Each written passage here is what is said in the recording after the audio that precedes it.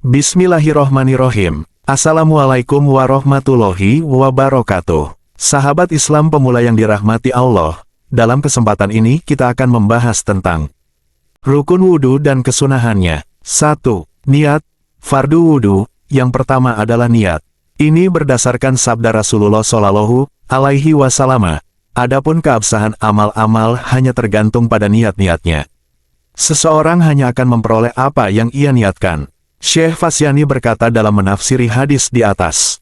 Adapun tuntutan-tuntutan hukum syariat, taklif, yang dilakukan oleh tubuh, badaniyah, yaitu ucapan dan perbuatan, dari orang-orang mukmin hanya akan dianggap sah ketika disertai dengan niat. Setiap orang akan memperoleh balasan sesuai dengan apa yang ia niatkan. Apabila niatnya baik, maka balasan yang diperolehnya adalah kebaikan, dan apabila niatnya buruk, maka balasan yang diperolehnya adalah keburukan. Niat dalam berwudu dilakukan ketika membasuhkan air pada bagian wajah yang pertama kali. Baik bagian wajah tersebut adalah bagian atasnya, atau bagian tengahnya, atau bagian bawahnya. Adapun mengapa diwajibkan menyertakan niat dengan basuhan pertama kali yang mengenai bagian wajah tersebut adalah agar bagian yang dibasuh bisa dianggap sah, bukan agar niatnya sah. Oleh karena itu, apabila seseorang membasuh bagian wajah sebelum melakukan niat, maka ia wajib membasuhnya lagi setelah berniat. Kaifiyah atau tata cara niat dalam wudhu, seperti yang dikatakan oleh Syekh Al-Hisni, adalah bahwa apabila mutawadi, orang yang berwudhu, adalah orang yang sehat, salim, maksudnya, tidak memiliki penyakit pada anggota-anggota wudhu, maka ia bisa berniat dengan salah satu dari 3 kaifiyah niat di bawah ini. A. Mutawadi berniat menghilangkan hadas, atau ia berniat melakukan toharoh, bersuci, dari hadas, atau ia berniat melakukan toharoh karena melakukan sholat. B. Mutawadi berniat agar diperbolehkan melakukan sholat, istibahatu as-sholah, atau selain sholat, yaitu ibadah-ibadah yang tidak diperbolehkan dilakukan kecuali dengan toharoh terlebih dahulu, seperti memegang mushaf Al-Quran bagi yang telah hadas, sehingga mutawadi berniat. Saya berniat wudhu agar diperbolehkan memegang mushaf Al-Quran. C. Mutawadi berniat melakukan fardu wudhu, atau berniat melakukan wudhu, atau berniat wudhu. Meskipun mutawadi adalah anak kecil, sobi, atau mujadid. Maksudnya, apabila Syafiq membasuh hidung tanpa bersamaan dengan niat, kemudian ia membasuh dahi bersamaan dengan niat, maka, hidung dianggap belum terbasuh secara sah, sehingga hidung wajib dibasuh kembali. Mujadid adalah orang yang memperbaharui wudhu atau orang yang berwudhu dengan keadaan belum hadas sebelumnya. Adapun sohibu dorura, seperti orang beser dan lainnya, maka tidak cukup baginya berniat menghilangkan hadas, atau berniat toharoh dari hadas, karena wudhunya adalah wudhu yang berpengaruh untuk memperbolehkan, bukan menghilangkan.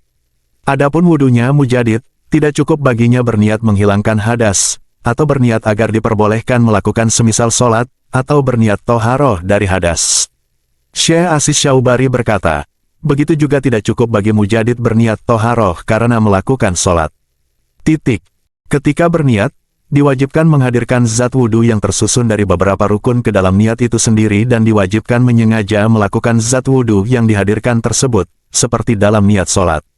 Namun, apabila mutawadi berniat dalam wudhu dengan niatan menghilangkan hadas, maka sudah cukup baginya niat tersebut, meskipun tidak menghadirkan zat wudhu yang tersusun dari rukun-rukun, karena menghilangkan hadas sudah mencakupnya.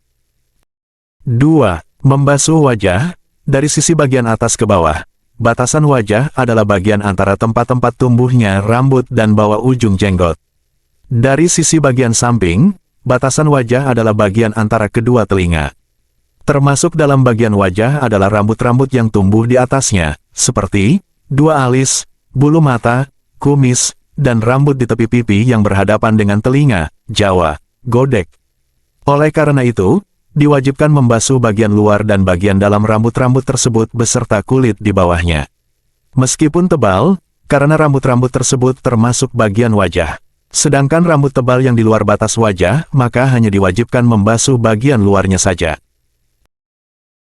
Adapun rambut jenggot dan rambut yang tumbuh berada di antara jenggot dan godek, maka apabila mereka tumbuh tipis, maka wajib membasuh bagian luar, bagian dalam, beserta kulit yang ada di bawahnya. Dan apabila tumbuh tebal atau lebat, maka hanya wajib membasuh bagian luar saja, bukan bagian dalam, karena sulit, kecuali apabila mereka tumbuh tebal atau lebat pada wanita dan hunatsa, maka wajib membasuh dengan mendatangkan air sampai ke bagian dalam beserta kulit di bawahnya karena rambut-rambut tersebut jarang tumbuh pada wanita dan hunatsa dan karena disunahkannya bagi wanita untuk menghilangkannya.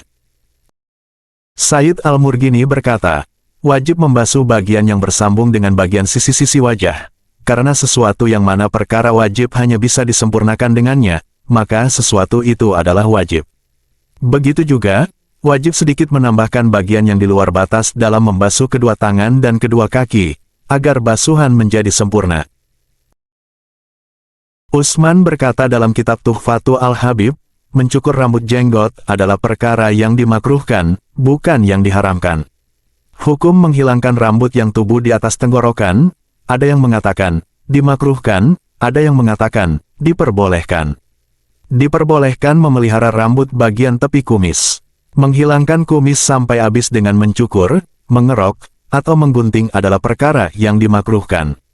Sedangkan kesunahannya adalah mencukur, mengerok, kumis sedikit atau tipis sekiranya bibir menjadi terlihat dan menggunting kumis sedikit dan menyisakan sedikit, tidak digunting habis. 3. Membasuh kedua tangan sampai siku-siku. Perkiraan tempat siku-siku berada ketika mutawadid tidak memiliki siku-siku sama sekali. Ibroh, patokan. Kewajiban membasuh kedua tangan sampai kedua siku-siku adalah ketika kedua siku-siku itu ada, meskipun tidak terletak pada bagian tangan semestinya, sehingga apabila ada orang memiliki kedua siku-siku yang bersambung dengan kedua pundak, maka wajib membasuh kedua tangan sampai kedua siku-siku tersebut dalam wudhu.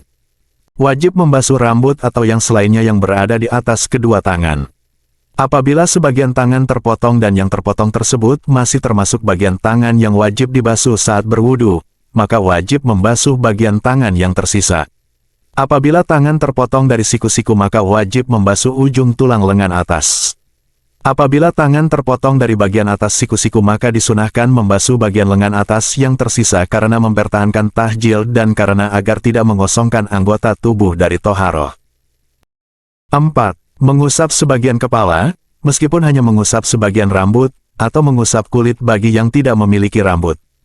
Disyaratkan rambut yang sinar putih yang keluar dari kedua tangan dan kedua kaki karena bekas wudhu kelak di hari kiamat bagi umat Muhammad. Sedangkan guroh adalah sinar putih yang keluar dari wajah karena bekas wudhu. Diusap adalah rambut yang tidak keluar dari batas kepala jika diuraikan dari arah manapun, baik yang rambut lurus atau yang keriting jika ditarik turun. Apabila seseorang membasuh kepalanya sebagai ganti dari mengusap sebagian kepala, atau ia menjatuhkan setetes air di atas kepala dan air tersebut tidak mengalir, atau ia meletakkan tangan yang ada airnya di atas kepala dan ia tidak menggerakkan tangannya tersebut, maka sudah mencukupi baginya. Dalam mengusap sebagian kepala. 5. Membasuh kedua kaki. Meskipun kedua mata kaki tersebut tidak terletak di tempat semestinya, para ulama telah bersepakat bahwa yang dimaksud dengan kedua mata kaki adalah dua tulang yang jendol antara betis dan telapak kaki. Setiap kaki memiliki dua mata kaki.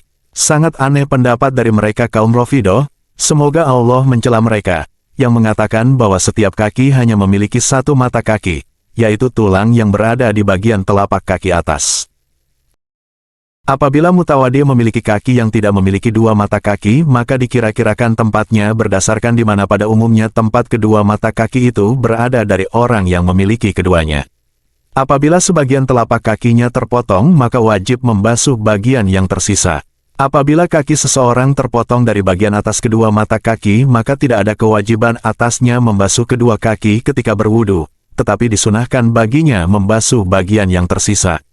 Diwajibkan membasuh rambut dan selainnya yang tumbuh di atas kedua kaki. 6. Tertib dalam urutan perbuatan-perbuatan wudu. 6 rukun-rukun wudu yang telah disebutkan di atas, 4 darinya adalah berdasarkan penjelasan Al-Quran, dan 1 darinya adalah berdasarkan dari hadis, yaitu niat, dan 1 sisa terakhir adalah berdasarkan penjelasan Al-Quran dan hadis, yaitu tertib.